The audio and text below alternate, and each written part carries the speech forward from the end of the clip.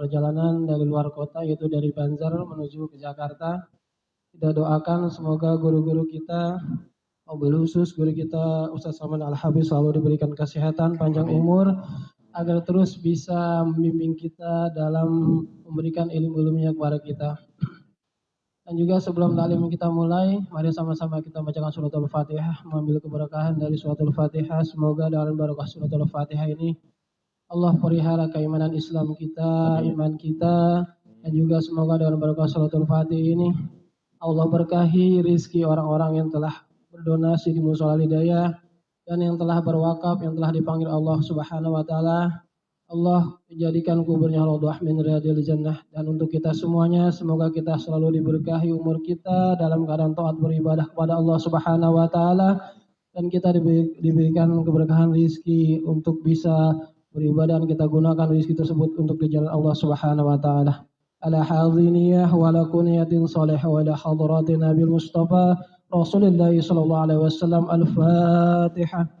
أعوذ بالله من الشيطان الرجيم بسم الله الرحمن الرحيم الحمد لله رب العالمين الرحمن الرحيم مالك يوم الدين إياك نعبد وإياك نستعين اهدنا الصراط المستقيم صراط الذين أنعمت عليهم غير المغضوب عليهم ولا الضالين آمين. Untuk mempersingkat waktu, mari sama-sama kita dengarkan kajian akan disampaikan guru kita Al-Ustaz Samsul. Pada kami persilakan. Sallu ala Muhammad.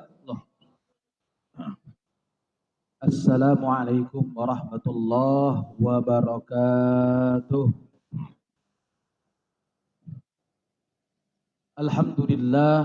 Alhamdulillahi rabbil alamin wa bihi nasta'in wa ala umuri dunya waddin.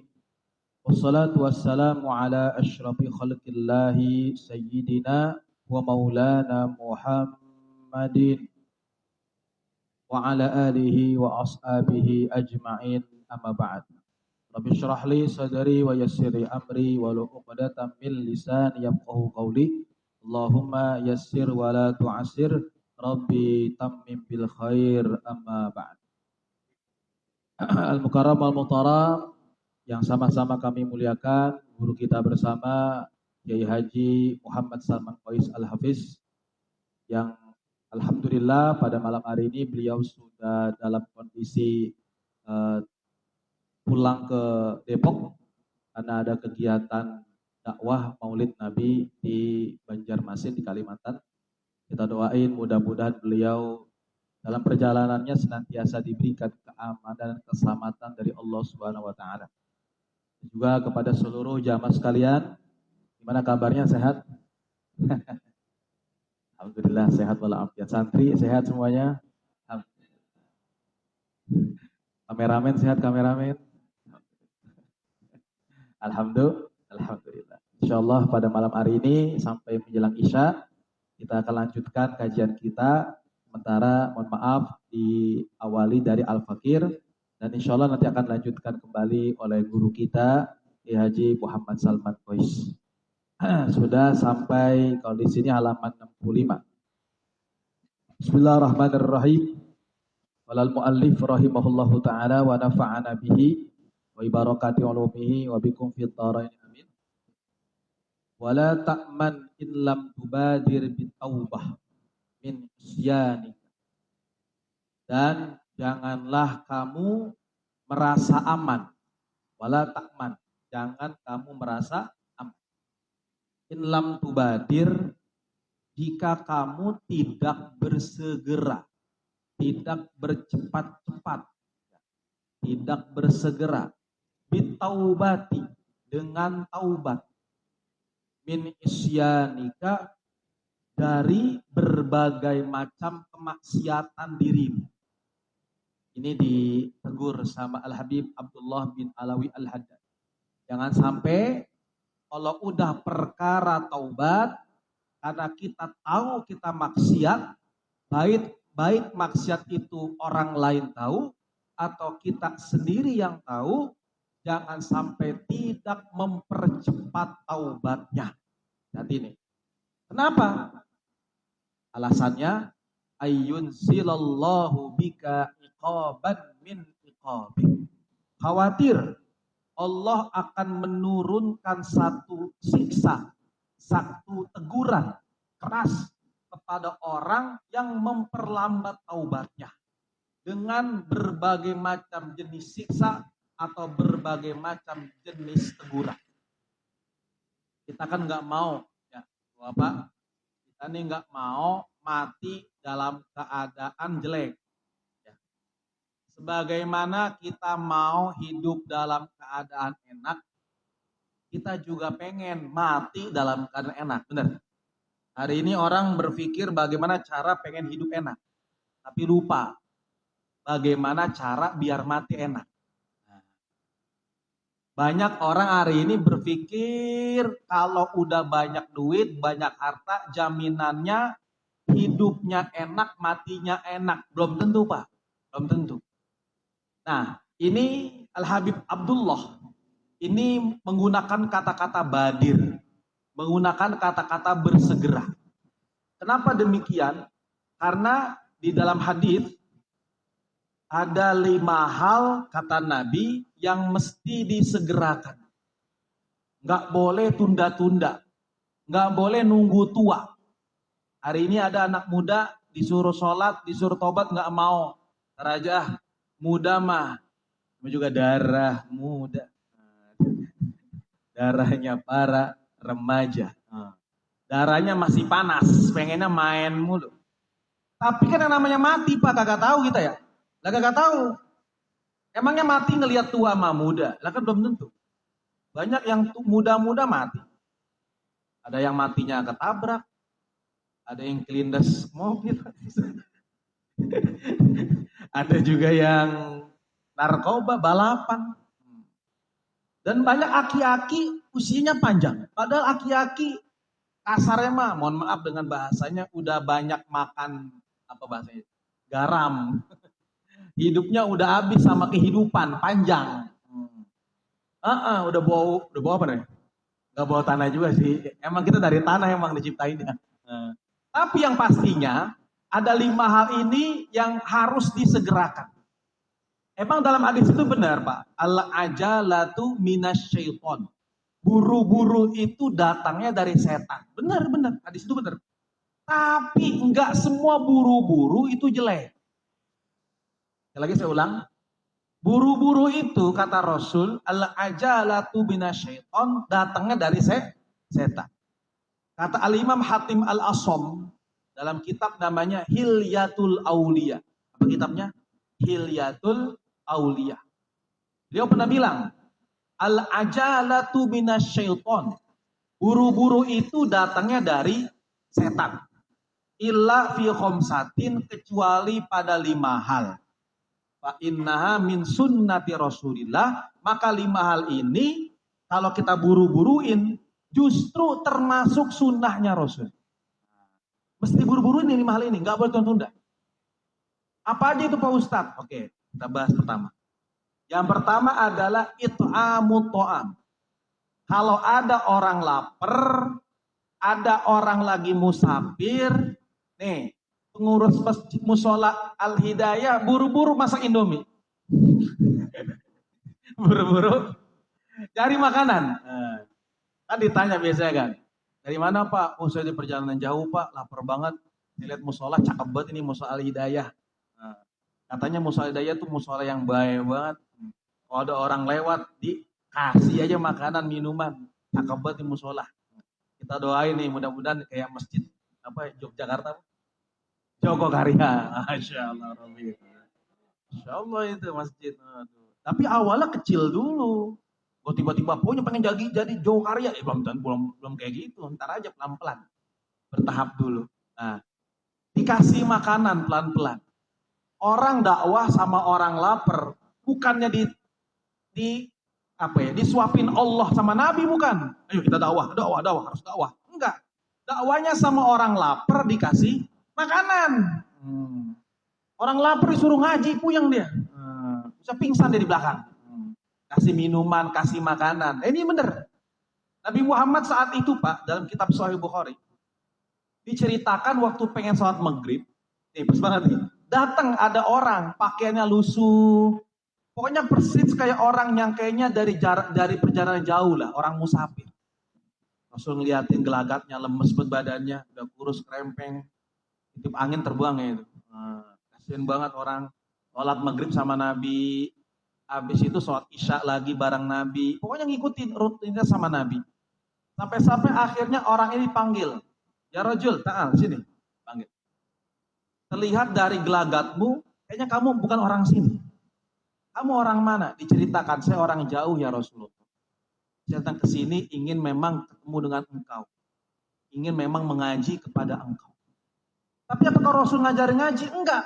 Karena tahu ini orang jauh. Nih Rasul nih, ingat nih, ini Rasul nih. Apa kata Rasul? Para sahabatku, adakah di antara kalian yang di rumahnya ada makanan? Sekali lagi saya ulang. Para sahabatku, adakah di sini di antara kalian yang ada makanan? Kalau memang ada, tolong jamu tamuku ini. Tanpa pikir panjang, ada sahabat Nabi di belakang tunjuk tangan. Saya ya Rasul. Siapa namanya? Abu Thalhah bin Ubaidillah. Siapa namanya? Abu Thalhah bin Ubaidillah. Oh, berebut kan? Sahabat Nabi berebut kalau takaza. Berebut. Saya Rasul. Oh, kita mah. Sudah. Kalau masalah duit emang agak ini gitu. Kalau sholat pertama, oh Masya Allah. Sholat pertama. Tapi kalau cerita, siapa yang mau nyumbang buat masjid atau mau sholat? Pura-pura budeng. Pura-pura gak denger. Nah, ini langsung Abu Thalhah yang ambil takaza. Saya Rasulullah. Wahai Abu Thalhah, nanti engkau akan menjamu tamu ini. Siap ya Rasulullah. Habis sholat isya dibawa lagi orang musafir tadi ke rumah. Sampai di rumah kata Abu Thalhah, sebentar ya Pak, saya tanya istri di dalam rumah. Masuk dong duluan Abu Thalhah tanya, ayang, ya masa manggil ya, Beb, di dapur ada makanan nggak? Kenapa Pak? Ada tamunya Rasul. Rasul menyuruh kami untuk menjamunya. Kata istrinya Abu Thalhah namanya Ummu Sulaim. Bapak mohon maaf, ada makanan tapi buat Bapak doang. Cuman sepiring doang, ini sisa. Dari aku sama anak. Tadi udah makan tadi sore. Sisanya buat Bapak. Gimana ya? Gimana dong? Yaudahlah nanti kita akal-akalin lah. Nanti gini ya. Satu riwayat gini. Nanti ketika aku bawain makanan ke tamuku ini. Ibu tolong tiup itu lampu semprong biar mati lampu. Kan dulu pakai lampu semprong, pakai apa tuh? Pakai apa sih namanya? Lampu tempel, apa? Iya ada apa namanya dah, saya nggak tahu dah. Akhirnya Abu Thalhah bawa ini ke tamunya, tiba-tiba mati lampu. Kan gelap gak kelihatan. Tamunya bingung. Ya Abu Thalhah, gimana? Nanti kamu makan gimana? Ini udah ada makanan saya. Jadi Abu Thalhah bawa piring 2. Piring 1 ada isinya, piring 1 lagi gak ada isinya. Ayo Pak dimakan gak apa-apa. Nanti kalau kelamaan dingin gak enak. Abu Thalhah pura-pura. Suara piring. Dentuman sama sendok. Ting, ting, ting, ting. Padahal mah kagak makan. Yang makan siapa? Tamunya. Tamunya sendawa. Abu Thalhah juga pura-pura sendawa. Padahal mah gak makan. Ya Allah Robbi. Untuk mengagungkan tamu itu Abu Thalhah kayak gitu tuh. Kenyang Abu Thalhah. Bapak kenyang enggak? Kenyang. Alhamdulillah. Udah kenyang, ayo kita udah tidur. Saya siapin kamar khusus Bapak. Karena Bapak tamunya Rasul. Tidurlah di ruang khusus tamu. Abu Thalhah juga tidur di kamarnya. Sampai akhirnya menjelang subuh. Dibangunin orang untuk subuh bersama Rasul di masjid. Waktu berjamaah. Sampai di masjid Pak. Orang ini semangat jalannya. Karena udah kenyang. Abu Thalhah semboyongan. Aduh mau makan semalaman, kasian banget. Ya Allah Rabbi, dahuluin tamu Abu Thalhah. Akhirnya apa? Yang tadinya Rasul fokus sama tamu, musafir, sekarang Rasul fokus sama Abu Thalhah. Lah, jaga apa ini? Jaga apa ini? Lah tadi kan kenyang banget tamu. Udah jelas-jelas tamu mau disuguhin. Akhirnya habis sholat, Abu Thalhah dipanggil. Abu Thalhah, kenapa? Gak apa-apa ya Rasul. Jangan bohong sama aku. Jujur kenapa? Saya tahu, sepertinya kamu tidak makan tadi mah. Ketahuan. Atau Rasul mah intelnya malaikat Jibril apa? Binnya malaikat Jibril. Atau beda tahu lo kasih bocoran. Muhammad, semalam itu ada kejadian luar biasa. Sahabatmu yang berbohong untuk tidak makan demi tamunya. Siapa itu? Abu Thalhah. Apa kata Rasulullah? Ya Allah, Rasul angkat tangan, doain Abu Thalhah. Ya Allah, perkayakanlah Abu Thalhah dengan kekayaan yang tidak dimiliki oleh orang Madinah. Diaminkan langsung oleh Abu Thalhah. Singkat cerita Pak, beberapa tahun kemudian karena Abu Thalhah orangnya baik, sering sedekah sama orang, Allah kasih harta yang luar biasa ke Abu Thalhah. Apa hartanya? Satu kebun kurma yang luasnya luar biasa. Satu pun tidak ada yang memiliki kekayaan berupa kebun kurma melainkan Abu Thalhah. Itu kalau ditaksir kekayaan sampai miliaran itu. Kekayaan Abu Thalhah. Yang mana Abu Thalhah yang dulu makanan cuma sepiring. Dikasih buat tamu. Apalagi musuh hidayah. Mau masak mie aja sepenggorengan ya. Cuma sepiring dong ya. Ya gak ada apa-apa ya sepiring. Sepenggorengan. Bukan lagi masjid, bukan lagi jadi musola, masjid. Amin. Insya Allah Rabbi. Bahagia itu Abu Thalhah, luar biasa Abu Thalhah itu. Benar-benar aminnya kencang banget jadi orang kaya karena udah berbuat baik sama tamunya Rasulullah. Yang pertama itu Pak. Jadi kalau ada tamu, sebisa mungkin kita suguhin. Terima. Karena tamu itu dalam satu bahasa riwayat hadis apa? Dia itu datang emang bawa rizkinya. Ingat nih, tamu itu bukan nyolong rizki kita, bukan. Emang datang ke rumah kita, udah Allah siapin. Rizki dia itu di tangan kita hari itu. Pas banget dijemput sama tamu. Datang bawa rahmat, pulang bawa ampunan. Buat siapa? Buat tuan rumah yang ikhlas juga. Kadang-kadang itu jadi tuan rumah gak ikhlas. Tamu dikasih makanan gak enak lagi. Ya Allah Rabbi. Ini Pak makanan, oh Masya Allah Pak. Iya kebetulan ada nih kue lebaran tahun kemarin. Astagfirullah, kue lebaran tahun kemarin lagi dikasih. Buluk, astagfirullah. Allahumma. Lanjut, yang kedua. Apa yang mesti kita segerakan? Yang kedua adalah tajhizul janazah. Apa tajhizul janazah? Ngurusin jenazah. Itu jangan tunda-tunda, nanti bau badannya. Kalau cerita mayat Pak, mayit itu jangan tunda-tunda, segerain. Dalam sebuah hadis sahih, Rasul pernah sabdakan, asri'u bil janazah, segerain ke pengurusan jenazah, jangan tunda-tunda. Fa in taku sholihatan, kalau ini jenazah orang baik, fa khairun tuqaddimuha ilaihi, maka akan ada kebaikan yang kamu persembahkan kebaikan itu kepadanya. Senang itu jenazah Pak, Masya Allah. Kalau dia orang baik, satu riwayat hadis yang disebut apa? Apabila ada jenazah yang digotong, kemudian dibawa sama orang atau beberapa orang ala a'naqihim di atas pundak-pundak mereka. Fa in kana sholihatan, jika itu jenazah orang baik semasa hidupnya, qalat, jenazah bakal ngomong, tapi enggak kedengeran, serem tuh. Ujung ngomong kita kabur. Enggak kedengeran. Cuma jenazah doang yang tahu. Apa kata jenazah? Qaddimuni, qaddimuni. Segerain saya, cepetin dong, cepetin. Qaddimuni, qaddimuni. Saya udah gak sabar nih pengen ke kuburan. Karena dia tahu, dia pede, dia orang baik. Qaddimuni, qaddimuni. Cepetin jalannya. Kenapa? Karena dia tahu akan dapat kebaikan di alam kubur. Tapi Pak, wa in kanat ghairu sholihah. Bagaimana kalau jenazahnya nggak baik? Maksiat, jarang sholat, wah, begajulan hidupnya, pokoknya gak jelas hidupnya mah. Gimana ceritanya? Dia bakal ngomong, ya wailaha, ya bahaya dah gua. Lambatin. Lamban aja bawanya ke kubur. Ntar aja, kalau bisa besok aja bawanya. Ya wailaha. Aina tadhabun, ente bawa aneh kemana katanya. Oh, jenazahnya gak baik katanya. Kemudian yasma'u sautaha kullu syai'. Semua bakal dengar suaranya. Semua makhluk bakal dengar suara rintian ketakutan ini jenazah yang lagi digotong tandu atau kurung batang sama orang-orang. Illal insan, kecuali manusia. Juga gak dengar manusia.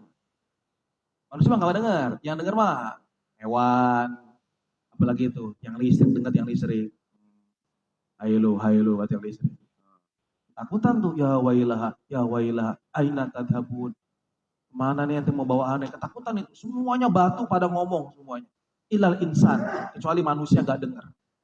Emang kenapa? Karena kalau walau sami'aha, seandainya nih Pak, seandainya manusia dengar rintihan nangisnya ini orang kagak baik, yang lagi ditandu, yang lagi dibawa, laso'iko, pingsan manusia Pak. Wah langsung kaget, sampai ngomong nih. Langsung kaget, langsung pingsan.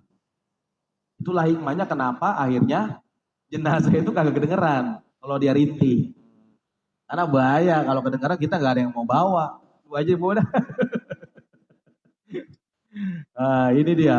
Ini mesti segerain, jangan lama-lamatin, kagak boleh, ya.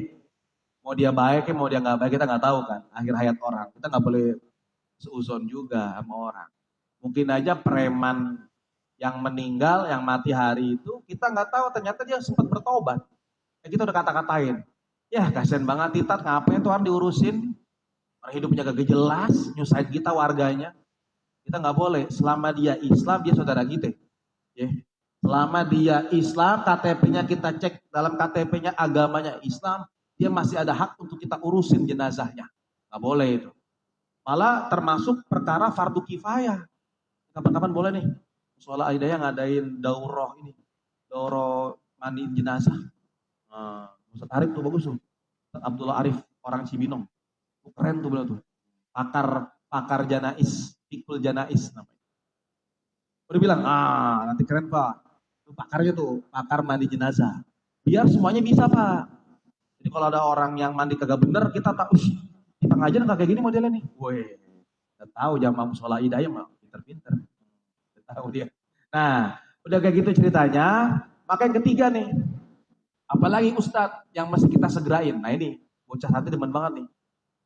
Tazwijul bikir, segera kawinin perawan. Pak, punya perawan Pak? Ini santri nih, jomblo-jomblo nih. Kalau kita punya perawan, umurnya udah mantep, ya. Takutnya dia bahaya. Namanya juga perempuan Pak, bahaya banget perempuan. Hari ini ngeri. Perempuan Pak, anak perempuan, kalau dia baik, anak pertama jadi tameng dari panasnya api neraka buat babanya. Anak kedua jadi tameng dari panas api neraka buat babanya.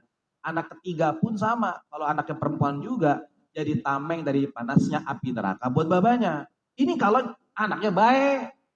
Lah kalau kakak baik, ini bahaya. Kita orang tua nih bahaya nih. Nah, ini ngawinin perawan Pak. Ini hadisnya ada. Bahkan Allah itu ngasih hadiah spesial buat orang tua yang berhasil menikahkan anaknya dengan orang soleh. Dengan orang bener lah minimal Pak. Nggak mesti pinter Pak, yang penting bener. Dalam sebuah hadis sebutin, ini penyesalan orang kalau nunda-nunda nikah. Apalagi ketemu ada orang baik, ada ustadz, ada santri, punya hafalan, ilmunya memumpuni, jago baca kitab, udah fix. Nikahin buru-buru. Ini orang-orang langka Pak, dilindungi pemerintah ini. Udah langka nih. Udah kayak apa ya. Nah, ini bahaya kalau nggak buru-buru. Kata Rasulullah sebuah hadis, idza khotoba ilaikum, apabila ada laki-laki ngebawa lamaran kepadamu. Maksudnya tuh pengen ngelamar anak kita. Mantar dauna dinah wa khuluqah. Kamu redo, dia bawa ke situ bukan bawa duit. Dia bawa agama dan dia bawa akhlaknya bagus. Kalau ditanya bukan punya apa, bukan. Al-Fatihah udah benar belum? Jangankan Al-Fatihah Pak, sampai Anas pun saya hafal. Al-Fatihah Anas doang, ya itu. Maksudnya Al-Fatihah Al-Baqarah terus sampai Anas gitu. Coba tes, siapa namanya? Nama saya Imron. Baca surah Ali Imran. Nah, karena santri habis Quran. Udah dicek nih, udah disudahin udah, cakep hafalan Qurannya, bacanya bagus. Imam tadi santri itu alhamdulillah. Nah, udah jangan ragu-ragu, nikahin aja tuh bocah. Halaknya cakep, bagus. agamanya bagus, lagi pesantren, tempat yang bagus. Kenapa? Karena kata Rasul, illa taf'alu, jika kamu nggak ngelakuin, artinya kalau ada orang baik datang ke rumah pengen ngelamar, kamu tolak. Nggak. Ingat standar anak saya, minimal bawa mobil, bos. Mobilnya yang pelatnya warnanya bukan lagi hitam, biru. Mereknya BYD. Waduh. Bukan lagi hitam, nggak terima yang mobil pakai Pertamax, nggak mau. Maunya pakai listrik. Wah, mikir-mikir gitu. Ya Allah, di pondok ada motornya, motor adu-adu lagi. Bengek mulu motor di pondok. Ya Allah, Robi, ini gimana caranya? Apa kamu? Pendidikan terakhir apa? Aduh, cuma santri, Pak.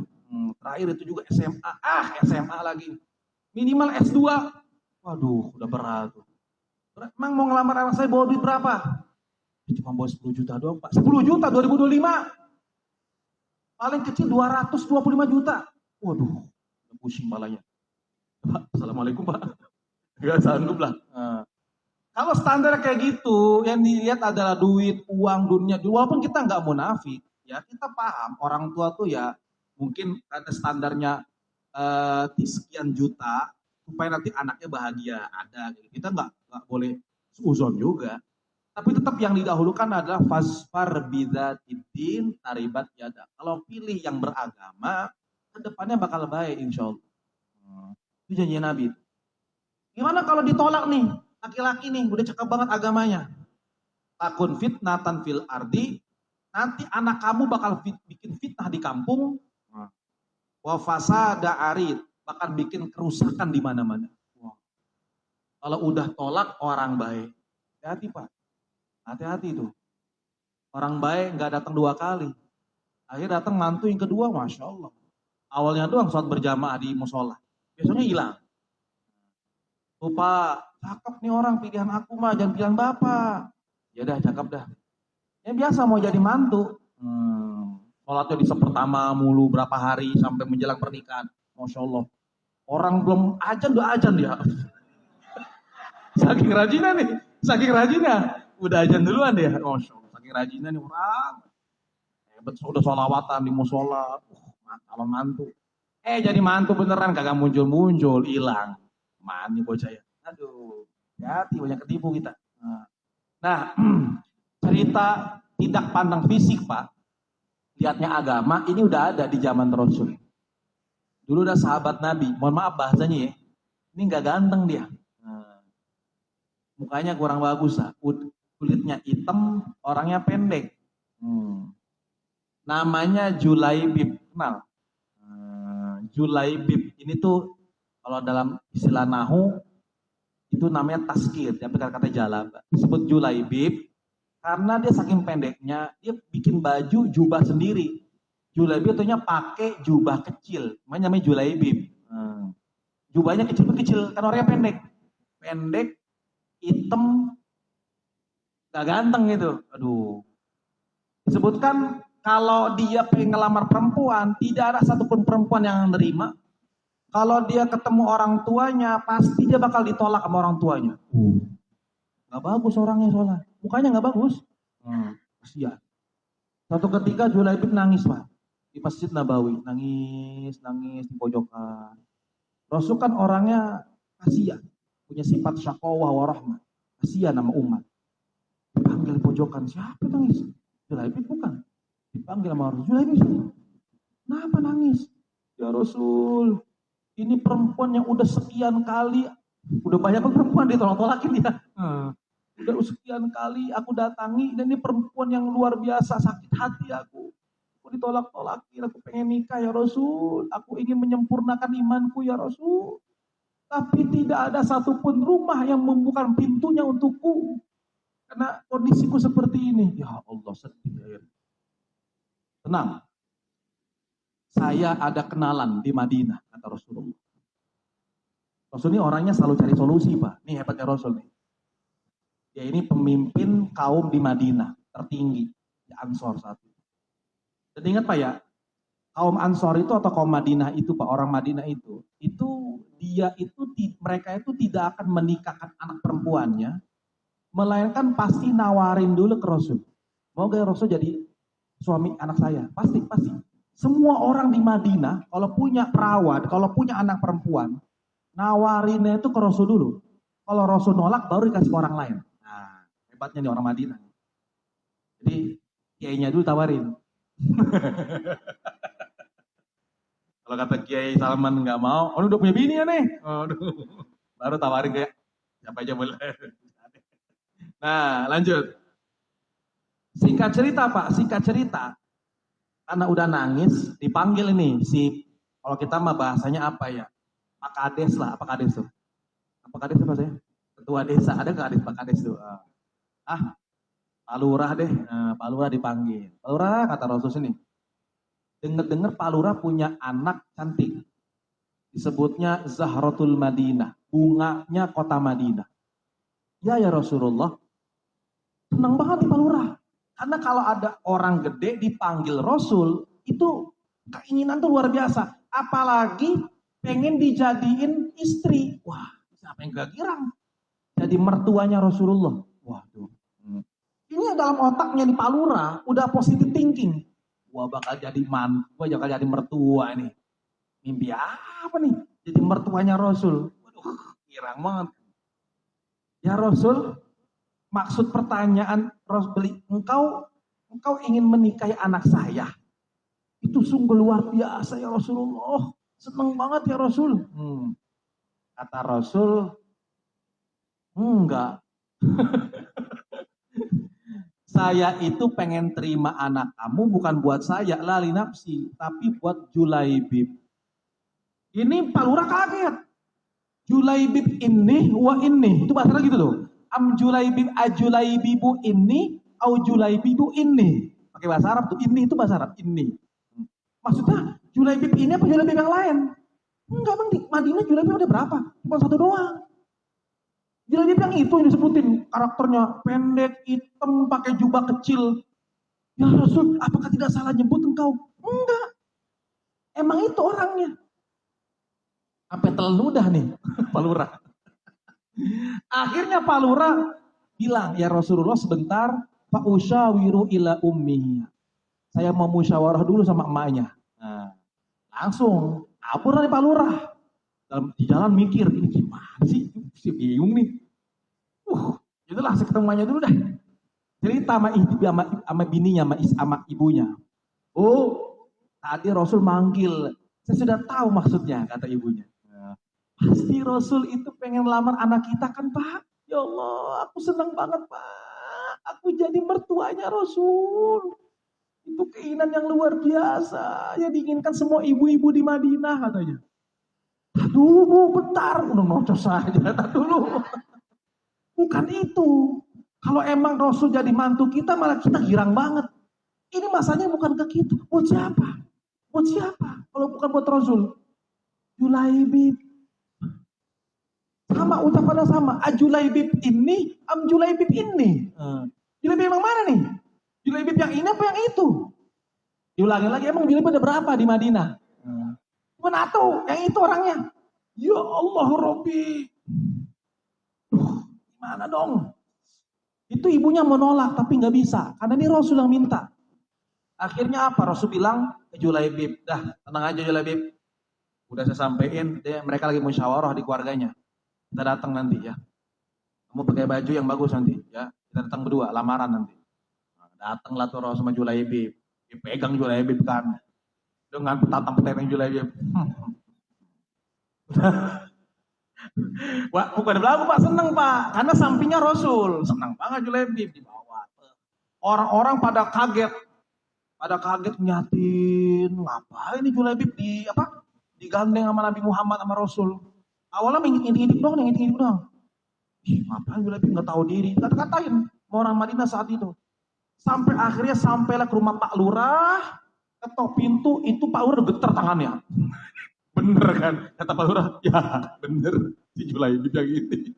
Ibunya udah ketakutan, ya Allah. Mimpi apa? Dapetnya si Julaibib. Akhirnya ngobrol. Ya, Kalian sudah tahu kedatangan saya di sini bersama Julaibib apa? Ya Rasulullah. Gimana? Ibunya sempat nolak, Pak. Ya Rasul, kami kira itu engkau yang ingin melamar anak kami. Ternyata kau Julaibib. Ini gimana prosesnya? Banyak anak-anak muda di sini yang tampan rupawan ingin melamar anak kami, tapi kami tolak sebelum kami tawarkan kepada dirimu. Masa Julaibib? Katanya, kenceng ini bahasanya istrinya Pak Lurah ini. Kan suaranya sampai ke dapur, Pak. Perempuan, teriak-teriak, Masya Allah itu. Ibu, siapa yang datang? Nah, yang datang Rasulullah, Masya Allah. Rasulullah yang datang, iya. Rasulullah yang ingin menyampaikan apa kepada kita? Dia ingin menikahkanmu. Ya ibnati, wahai anakku. Kepada siapa? Kepada Julaibib. Apa kata anaknya? Kalau itu keinginannya Rasul, saya tidak mungkin menolaknya. Oh, langsung Pak Julaibib makin lancip kupingnya. Mau girang dia. Akhirnya terjadilah pernikahan. Kalau nggak salah Pak, itu kejadiannya 1 hari menjelang perang Uhud. Nah, 1 hari menjelang perang Uhud. Singkat cerita terjadilah pernikahan Pak di waktu sore. Dinikahkanlah Julaibib dengan anaknya Pak Lurah yang cantiknya Masya Allah tabarakallah. Pokoknya paling cantik Pak, seantero Madinah pokoknya Pak. Ketika malam pertama Julaibib malu Pak, ketemu istri cantik. Kata istri gini, bahasa kita ya, Bang kenapa Bang nunduk?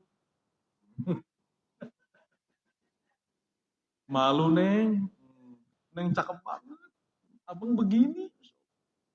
Mimpi apa Abang bisa sama Neng, kalau bukan karena Rasul yang mempertemukan.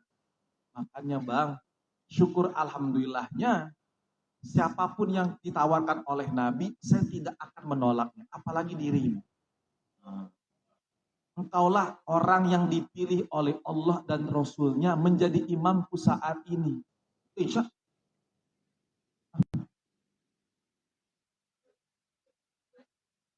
nah, mana nih?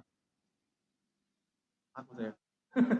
Kita lagi ya, 2 menit. Nah, akhirnya ketika malam pertama mereka selesai sholat hajat 2 rakaat, mohon maaf bahasanya ingin melakukan hubungan intim, tiba-tiba pintunya digedor. Assalamualaikum Julaibib. Assalamualaikum Julaibib. Kata Julaibib, apaan sih diganggu banget? Ini malam pertama saya ini. Ya Zafaf, malam apa namanya? Bulan madu apa? Honeymoon ini. Aduh, aneh ini katanya. Di pintu. Rasul memanggil, al-jihad. Ya, Rasul untuk memanggil kita untuk jihad. Ya, Neng, ampuran Neng. Minta izin. Ini panggilan Rasulullah mengalahkan panggilan dirimu. Abang jadi gimana? Mohon maaf Neng, ini pertemuan terakhir kita. Saya tidak tahu setelah ini apakah masih hidup atau nanti sudah meninggal. Mohon ridho dan doanya, mudah-mudahan Allah kasih kemenangan untuk Islam. Nangis istrinya. Baru ketemu Julaibib, sore malamnya udah pisah. Berperanglah Julaibib dengan gagah berani Pak. Pengantin baru ini Pak. Datang di medan perang sampai ke barisan terdepan, tiba-tiba meninggal. Julaibib. Dicarilah sama Rasulullah, aina Julaibib. Coba cari Julaibib karena dia pengantin baru. Bener Pak. Julaibib termasuk 20 orang syuhada yang meninggal di barisan terdepan. Dipegang Julaibib kepalanya sama Rasulullah. Rasul langsung tundukkan pandangannya nangis kayak gini. Tiba-tiba Rasul ngangkat ke langit senyum kayak gini. Tiba-tiba nengok ke kanan kayak gini. Sahabat Nabi kepo. Nanya, ya Rasulullah, perbuatan apa yang kau lakukan? Tingkah laku anehmu hari ini maksudnya apa ya Rasul? Tadi engkau menunduk, nangis, lalu engkau ngangkat ke langit, senyum, lalu engkau menengok kanan. Maksudnya apa ya Rasulullah? Wahai para sahabatku, aku menangis hari ini meratapi mukanya Julaibib dengan sekujur badannya, karena dia pengantin baru yang kemarin baru curhat kepadaku, ingin aku nikahkan. Tapi hari ini aku temukan dia sudah menjadi syuhada. syahidnya. Lalu kenapa engkau melihat ke langit engkau tersenyum? Karena aku lihat ribuan bidadari turun dari langit memperebutkan badannya Julaibib. Ini buat saya, ini buat saya, ini buat saya. Oh, ditarik-tarik Pak Julaibib sama bidadari. Julaibib udah meninggal. Tarik. Terus kenapa engkau menengok? Karena ketika bidadari itu narik-narik, tersingkap kaki cantiknya, bagian pahanya. Aku malu melihat pahanya bidadari, kata Rasul. Langsung nangis semuanya. Langsung nangis melihat aksi heroiknya Julaibib mengorbankan istrinya demi perang bersama baginda Rasulullah Shallallahu Alaihi Wasallam, dan mertuanya Pak Lurah nangis juga. Tidak ada mantu yang paling aku rindukan keberadaannya melainkan Julaibib. Bahkan bukan hanya itu Pak, semua orang-orang di Madinah yang saat ini menutup pintunya tuh Julaibib, semuanya nangis. Karena merindukan ingin punya mantu seperti Julaibib. Capek. Cukup Pak ya, udah Isya dah. Nanti sambung lagi dah ya. Yang Julaibib aja. Cukup demikian, mudah-mudahan manfaat. Jadi taufik wal hidayah. Assalamualaikum warahmatullahi wabarakatuh.